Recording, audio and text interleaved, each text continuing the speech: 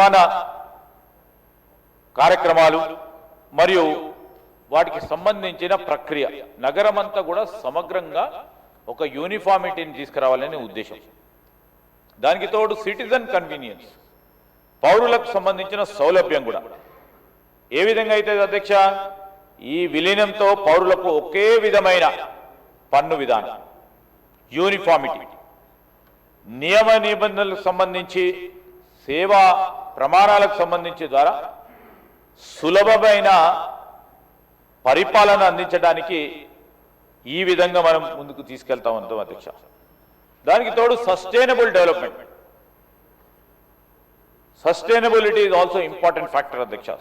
సుస్థిర అభివృద్ధి గురించి మొత్తం జిహెచ్ఎంసి యొక్క మెట్రోపాలిటన్ స్వభావాన్ని గుర్తించి ప్రణాళికబద్ధమైన స్థిరమైన మరియు సమగ్ర పట్టణ అభివృద్ధిని సాధించడానికి ఈ విలీనం ఉపయోగపడుతుందనే ఆలోచనతో పాటు దానికి వెంటనే మరి ఒక ప్రక్రియ చేపట్టాలి. ఆ ప్రక్రియ చేపట్టాలంటే ప్రభుత్వ పరంగా ఒక పరిపాలన అనుమతి కావాలి. ఆ అనుమతి భాగంలోనే ఆర్డినెన్స్ తీసుకొచ్చాం.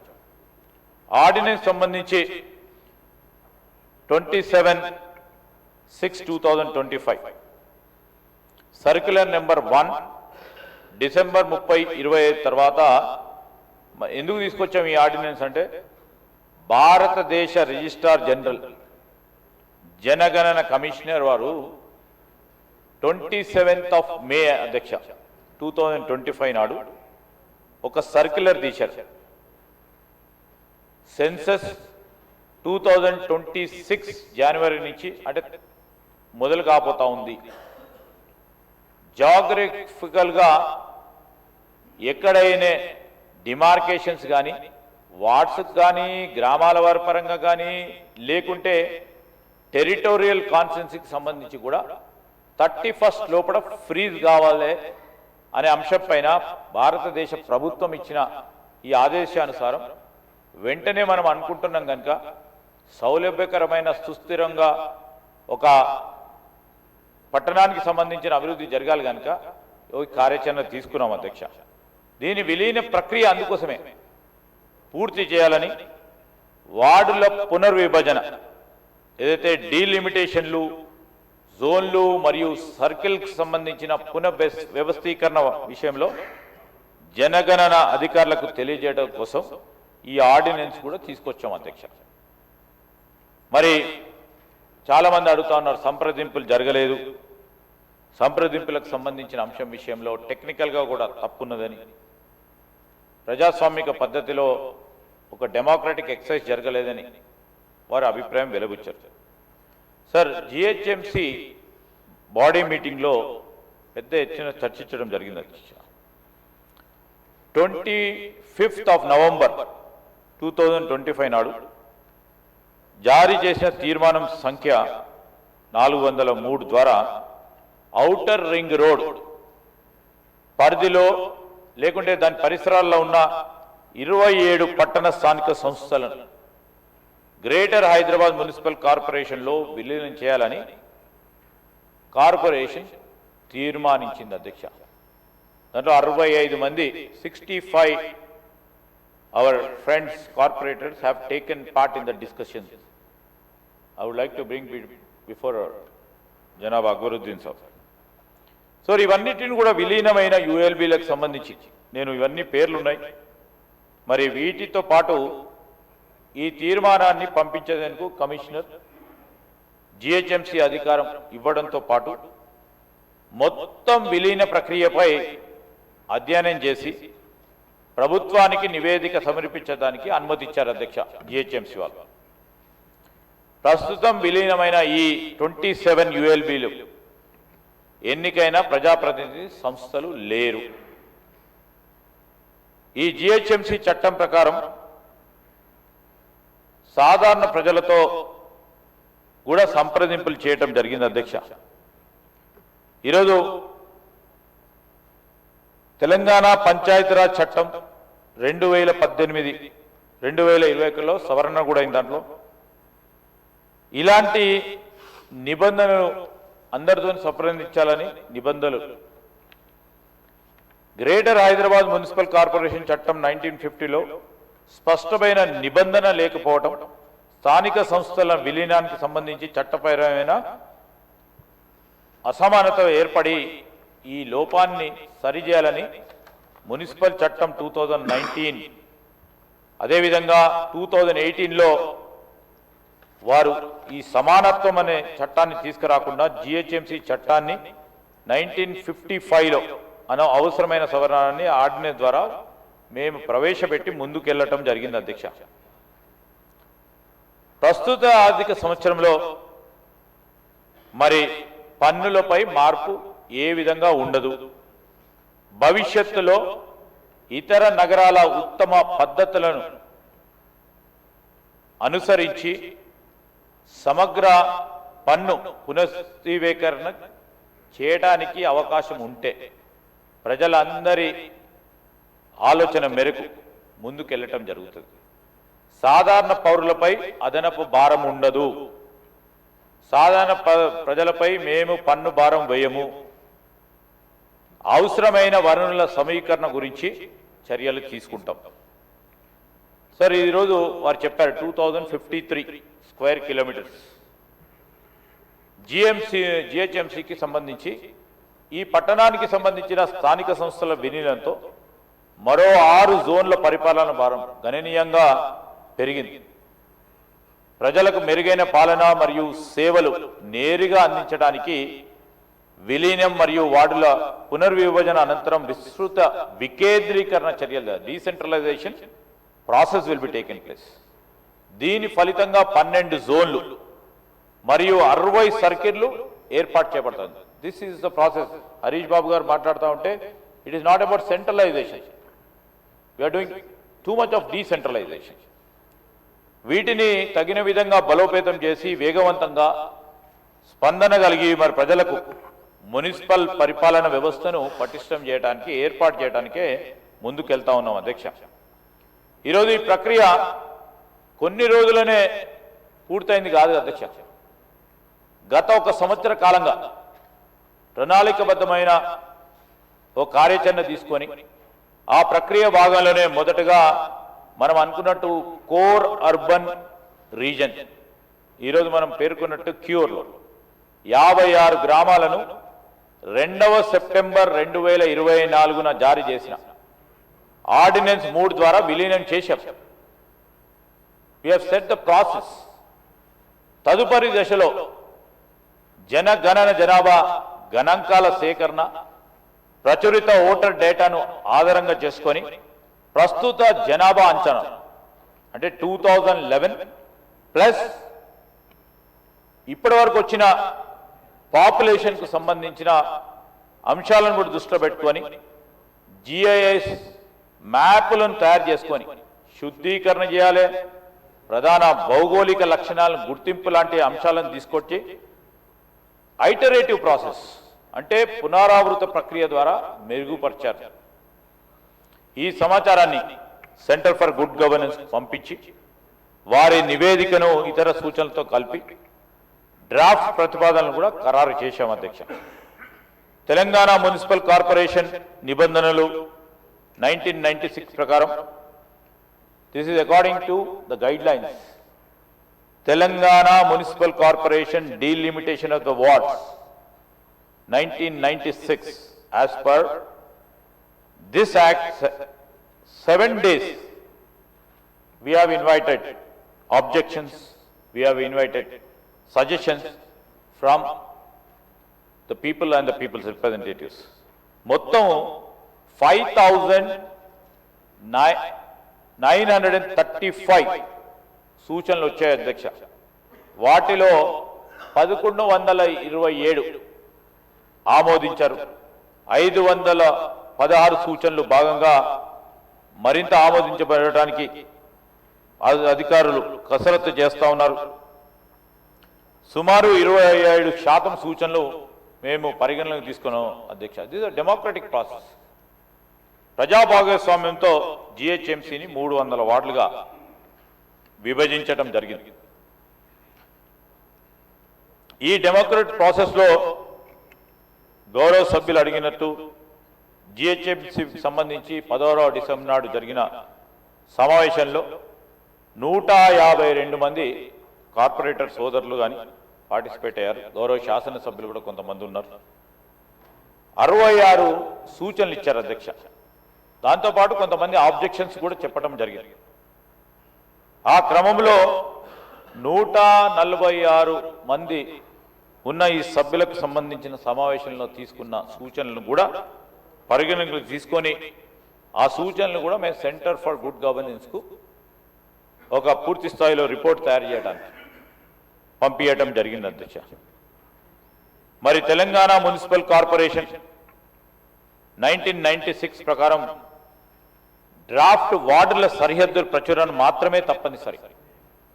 వార్డు వారి జనాభా గణాంకాలు లేదా మ్యాపుల ప్రచురణకు ఎలాంటి చట్టపరమైన నిబంధన లేదు. There is no guideline. Rule 4 ప్రకారం సహజ సరిహద్దులు, భౌగోళిక లక్షణాలు మరియు ప్రాంతాల అనుసంధానం ఇవి ప్రధానమైన ప్రమాణాలు అధ్యక్ష. రూల్ 5లో పేర్కొన్న సార్ అందరికీ కూడా తెలుసు 10% జనాభా వ్యత్యాసం +10% ఆర్ -10% సాధ్యమైనంత వరకు పాటించాల్సిందిగా దీంట్లో పేర్కొనబడ్డది అధ్యక్ష. రూల్ 5లో జనగణన డేటా ప్రస్తుత పరిస్థితిని ప్రతిబింబించదు. చివరి జనగణన సెన్సస్ 2011లో జరిగింది. అప్పటి జనాభా సుమారు 78 లక్షలు కాగా ప్రస్తుతం అది సుమారు 1,34,00,000కి చేరుకుంది అధ్యక్ష. గత 14 సంవత్సరాల్లో ఈ కోర్ అర్బన్ రీజన్ జనాభా రెండింతలు పెరిగింది అధ్యక్ష. పాత డేటా ప్రస్తుత వాస్తవ పరిస్థితిని 2011 సెన్సస్ తీసుకుంటే వాస్తవ పరిస్థితిని అది రిఫ్లెక్ట్ చేయలేకపోతా ఉన్నారు. అంచనాలను ప్రచురించడం వల్ల అనవసర న్యాయ వివాదాలకు ఏర్పడే అవకాశం ఉంటుంది కనుక we have taken a rational basis of deciding the population. 2011 తీసుకున్నాం. ఆ ప్రతిపాదిక మీద ఏ విధంగానైతే కోర్ అర్బన్ రీజియన్లో రెండింతలు జనాభా పెరిగిందో దాన్ని కూడా దృష్టిలో పెట్టుకొని మరి అక్కడున్న జోన్స్ వార్డ్స్ను విభజించడానికి ఒక సైంటిఫిక్గా ప్రాసెస్ తీసుకోవడం జరిగింది అధ్యక్ష. జియోగ్రఫికల్ లిమిట్స్ అంటే సరిహద్దులకు సంబంధించిన పై అభ్యంతరాలు మేజర్గా వచ్చిన అభ్యంతరాలు అధ్యక్ష మా ఆఫీసర్లు చేపట్టిన ఈ ప్రక్రియలో అభ్యంతరాలు ప్రధానంగా ప్రాంతాలకు సంబంధించిన అనుసంధానం, సరిహద్దులో స్పష్టత విషయంలో కానీ, పరిపాలన సౌలభ్యం గురించి, అదేవిధంగా స్థానికులకు సంబంధించిన అవసరాలు పేర్లకు సంబంధించింది అంటే వార్డుకి ఏ పేరు పెట్టాలి, ఆ జోన్కి ఏ పేరు పెట్టాలా అనే అంశాలపై మరి అనేక సందర్భాల్లో వారికి విజ్ఞప్తులు వచ్చాయి.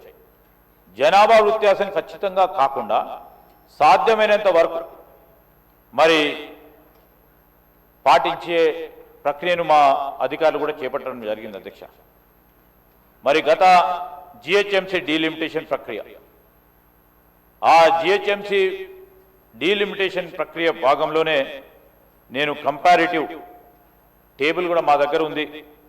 10% సంబంధించి ప్లస్ ఆర్ మైనస్ ఏదైతే రూల్ 5 ఆ యాక్ట్కు సంబంధించిన అంశం విషయంలో మీరు 10% ప్లస్ అన్న తీసుకొని 10% మైనస్ అని తీసుకొని ఆ వార్డుకు సంబంధించిన అంశం విషయంలో ఈ వార్డుకు 3,000 ఉంటాయి, 5,000 ఉంటాయి, 20,000 ఉంటాయి, 50,000 ఉంటాయని నిర్ణయం చేయటం జరిగింది అధ్యక్ష. ఆ ప్రక్రియలో ఇంతకుముందు అక్బరుద్దీన్ గారు అడిగారు, కొన్ని సందర్భాల్లో కొన్ని వార్డ్స్లో అత్యధిక జనాభా ఉంది, కొన్ని సందర్భాల్లో తక్కువ ఉన్నాయని. సార్ డెన్సిటీ ఎక్కడైతుందో, డెన్సిటీ ఆఫ్ పాపులేషన్ ఎక్కడైతే ఉందో ఆ పాపులేషన్కు తగ్గట్టు రేపు రాబోయే కాలంలో ఉదాహరణకి బార్డర్ ఏరియాస్, ఈ కోర్ అర్బన్ రీజియన్ సంబంధించిన బార్డర్ ఏరియాస్ చాలా వేగంగా విస్తీర్ణత కూడుకొని అక్కడ కూడా మైగ్రేషన్ పెద్ద ఎత్తున పోతా ఉన్న సందర్భంలో అవన్నీ దృష్టిలో పెట్టుకొని ఆ వార్డుకు సంబంధించిన విభజన చేయటం జరిగింది అధ్యక్ష. సో రేపు ఈ వార్డుకు సంబంధించి అక్కడ 30,000 ఉన్నారు, చూస్తూ చూస్తూ ఓ 2 సంవత్సరాల్లోనే 50,000 అవుతా ఉన్నారు అధ్యక్ష. అందుకోసము డెన్సిటీ ఉన్న ఏరియాలో మనకు స్పష్టంగా ఉంది, ఇంకా కూడా పెరిగే అవకాశం తక్కువ ఉంటుంది అన్నప్పుడు దాని క్లాసిఫికేషన్ తీసుకొని ఎక్కడైతే సరిహద్దుల ప్రాంతంలో ఉంటున్న వారికి, ఉదాహరణకు తెల్లాపూర్ తీసుకుంటే అధ్యక్ష, 1 సంవత్సరం 2 సంవత్సరాల్లోనే డబుల్ అయ్యే అవకాశం ఉంది, కనబడతా ఉంది. అదేవిధంగా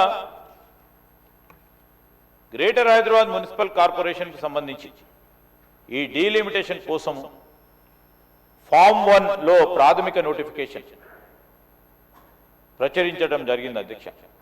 అభ్యంతరాలు తీసుకున్నాం, సూచనలు కూడా తీసుకున్నాం. రాజకీయ పార్టీలకు సంబంధించి గ్రేటర్ హైదరాబాద్ మున్సిపల్ కార్పొరేషన్ నివాసితుల నుండి చాలా వరకు కూడా సూచనలు కూడా వచ్చాయి. వాటిలో 1127 పేర్లు మార్పు, అదేవిధంగా సరిహద్దుల మార్పు మొదలైన వాటి కోసము సూచనలు, అభ్యంతరాలు సక్రమంగా ఆమోదించబడ్డాయి అధ్యక్ష. ఈ ప్రక్రియ మరి పూర్తి స్థాయిలో ప్రజాస్వామిక విధానంలో ఒక యూనిఫామిటీని తీసుకురావాలని, ఎక్కడైతే ఫ్రాగ్మెంటెడ్ గవర్నెన్స్ చూస్తూ ఉన్నాం దాన్ని అధిగమించడానికి ఒక యూనిఫామిటీని తీసుకురావాలని, ఇంటిగ్రేటెడ్ సర్వీసెస్ ఇవ్వాలనే ఉద్దేశంతో uniformity in service in peripheral యూఎల్బీస్లో ఇవ్వటానికి, దాంతోపాటు రిసోర్సెస్ కూడా గ్రేటర్ హైదరాబాద్కు నిధులు ఎక్కువ ఉంటాయి, దాని పక్కనే ఉన్న యూఎల్బీకి నిధులు తక్కువగా ఉంటాయి. కానీ that is it's almost a part and parcel of greater Hyderabad అధ్యక్ష. సో రిసోర్స్ పూలింగ్కి సంబంధించి దాంట్లో కూడా యూనిఫామిటీని తీసుకురావాలని, ప్రత్యేకంగా ఇవన్నీ చేయడానికి ప్రధానమైన ఉద్దేశం పౌర సేవలకు సంబంధించి, పౌరులకు సంబంధించి మౌలిక వసతులు కల్పించడానికి, త్రాగునీరు, అదేవిధంగా రోడ్లు, డ్రైనేజీలు మరి ముందుకు తీసుకెళ్లే ప్రయత్నంలో సస్టైనబుల్ డెవలప్మెంట్లో మరి సోదరులు చెప్పినట్టు డెఫినెట్లీ ఎన్వైరన్మెంట్ సంబంధించిన అంశం విషయంలో ప్రస్తావన వారు తీసుకురావడం జరిగింది అధ్యక్ష. మేము ఎందుకు చెప్తా ఉన్నామంటే అధ్యక్ష, ఈరోజు గౌరవ సభ్యులు చాలా విషయాలు మాకు దృష్టికి తీసుకొచ్చారు, వాటిని కూడా ప్రస్తావన చేయాల్సిన అవసరం ఉంటుంది అధ్యక్ష. దానం నాగేందర్ గారు ఈరోజు హౌ మెనీ న్యూ కార్పొరేషన్స్, ఎన్ని న్యూ కార్పొరేషన్స్ పెట్టబోతా ఉన్నారు సార్. ఇప్పటి వరకు పూర్తి స్థాయిలో రిపోర్ట్ ఏర్పాటు చేసుకొని 3 కార్పొరేషన్లా, 4 కార్పొరేషన్లా, 5 కార్పొరేషన్లా అని నిర్ణయం వచ్చిన తర్వాత తప్పకుండా అందరికి కూడా తెలియజేయడం జరుగుతుంది అధ్యక్ష. ఈరోజు ఎందుకు ఓన్లీ గ్రేటర్ హైదరాబాద్, చాలా మందికి ఏం అభిప్రాయం ఉంది, మొత్తం తీసుకొచ్చి గ్రేటర్ హైదరాబాద్ మున్సిపల్ కార్పొరేషన్లో కలిపారు, ఒక్కటే పెద్ద బాడీ ఉంటుంది, ఆ బాడీ ప్రక్రియలో ఎవరికి ఏ విధమైన డెసిషన్ మేకింగ్ ఉండకపోతుందేమో అనే అభిప్రాయంతో ఉన్నారు. కానీ ఈరోజు గ్రేటర్ హైదరాబాద్ యాక్ట్కు సంబంధించి దాంట్లో విలీనం చేయటం, దీంట్లో 2 కార్పొరేషన్లు చేయాలన్నా, 3 కార్పొరేషన్లు చేయాలన్నా మీ అందరి అభిప్రాయాలను తీసుకొని ఇవి ఏవైతే మేము బ్రాడ్గా సూచనలు చేశామో, ఎందుకు ఈ ప్రక్రియ చేపట్టడం జరిగిందో దానికి అనుగుణంగా కూడా ముందుకు తీసుకెళ్తాం అధ్యక్ష. అదేవిధంగా నాగేందర్ గారు జ్యూరిడిక్షన్కి సంబంధించి, డెలివరీ డిపార్ట్మెంట్కి సంబంధించి, పోలీస్, వాటర్ బోర్డ్ జ్యూరిడిక్షన్కి సంబంధించి ఒకవేళ జోన్, దాని తదుపరి కార్పొరేషన్, అవన్నిటిని కూడా కోర్ట్ టర్మినల్స్ ఉంటాయి అధ్యక్ష. ఆ డివిజన్కు సంబంధించిన అధికారులు కానీ, ఆ డివిజన్కి సంబంధించిన ఫంక్షన్స్ కానీ, వాటి కోర్ట్ టర్మినల్స్ ఆ ప్రాంతానికి సంబంధించే కోర్ట్ టర్మినల్స్ ఉంటాయి. డూప్లికేషన్ ఉండదు, రిడెండెన్సీ ఉండదు. ఆ విధమైన ప్రక్రియ చేపట్టి we want to give effective and accountable administration అధ్యక్ష. ఈరోజు రెవెన్యూ పరంగా ఎట్లుంటుంది, ఎనర్జీ పరంగా ఎట్లుంటుంది అంటే ఆ విధమైన మరి కార్యక్రమాలు చేపడతామని నేను గౌరవ సభ్యులకు తెలియజేస్తా ఉన్నాను అధ్యక్ష. అదేవిధంగా చాలా విషయాలు గౌరవ అక్బరుద్దీన్ గారు ప్రస్తావనకు తీసుకొచ్చారు అధ్యక్ష. నేను అన్ని విషయాలు కూడా in my outlining of this subject I have already indicated. Akbar Sahab, you know, agenda పెట్టలేదు, టేబుల్ ఐటెం పెట్టలేదు అని అన్నారు జిహెచ్ఎంసీలో. So as per the rules, as you know, basically it is permissible to put in a table item. Yes. We haven't yet concluded on 3 corporations. We will all decide. Honorable Chief Minister would desiring to have a discussion with the Greater Hyderabad public representatives, and on the basis of that, we will decide how many corporations we will be forming. Definitely, I would agree with air quality index. This is absolutely alarming. Absolutely alarming. And in recent times, we have seen in Delhi, all the institutions were closed, all the schools were closed. It went on beyond 600 AQI. And it was also mentioned here in recent times. I have not seen the 311, but I heard about 100, 121. But it's also very alarming.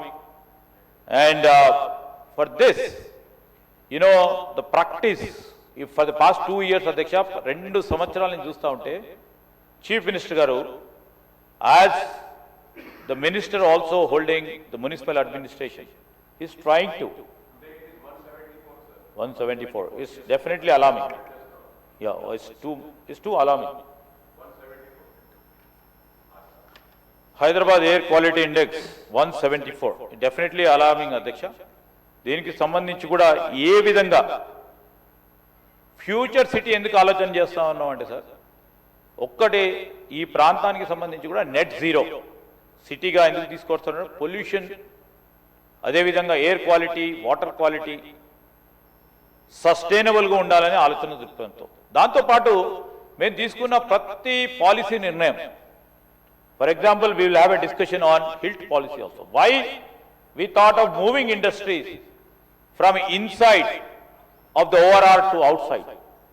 As you rightly mentioned, the pharma,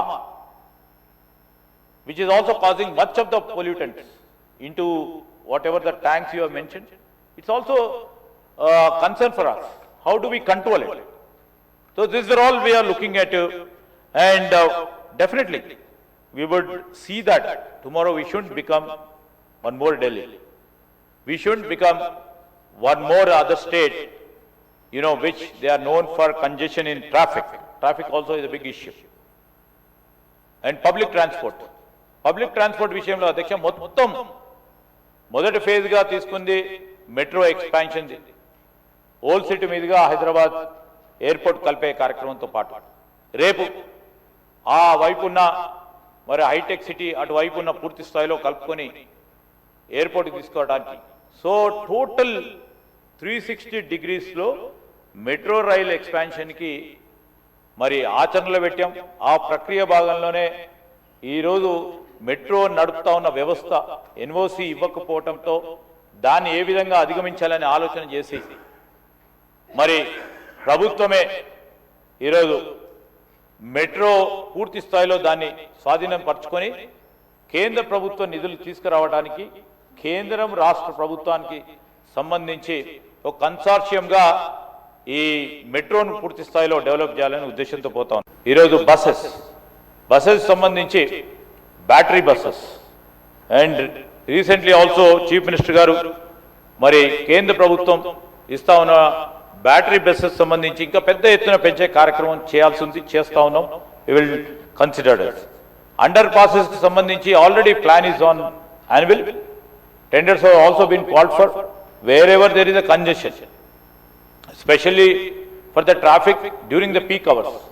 Those places have been selected, and in fact, right now I don't have that statistics where those the places have been selected. We would like to pass on the information to the honorable member. Signals definitely is an issue. I don't know about. We have just conveyed the signals issue. What Gurudinji bole. Mass transit ke vaste ke Adhyaksha. We are also taking this as on the priority, and we will be going for. So, in terms of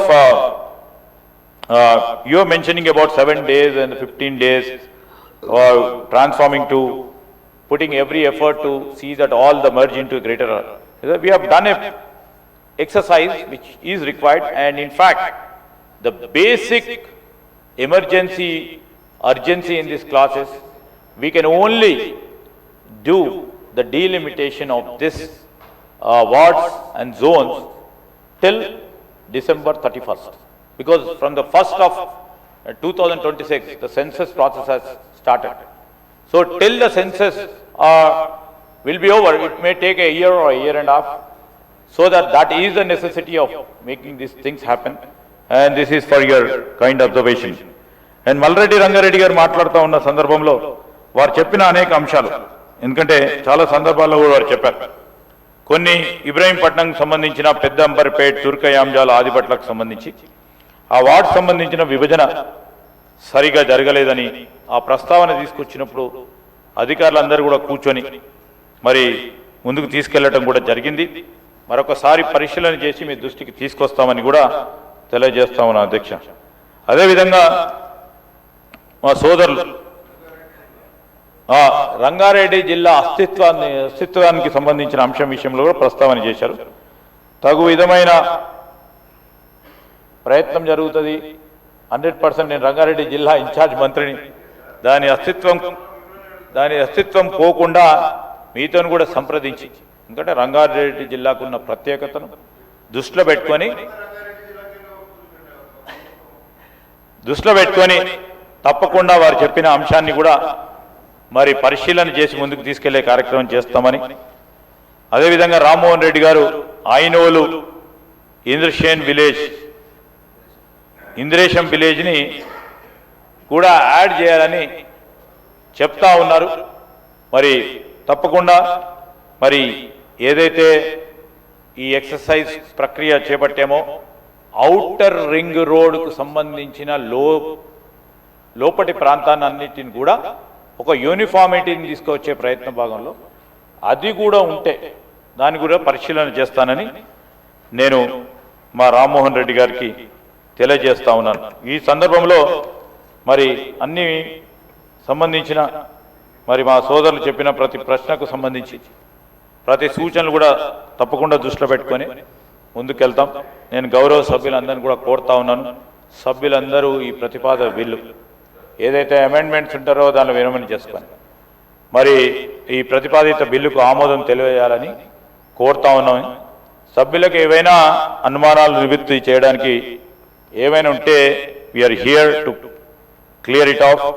వారి సూచనలు కూడా ఇప్పుడు వారు ఇచ్చిన సూచనలు కూడా మేము పాజిటివ్గా సానుకూలంగా స్వీకరించి పరిశీలన తీసుకుంటామని మీ ద్వారా గౌరవ సభ్యులకు తెలియజేస్తూ సెలవు తీసుకుంటాం.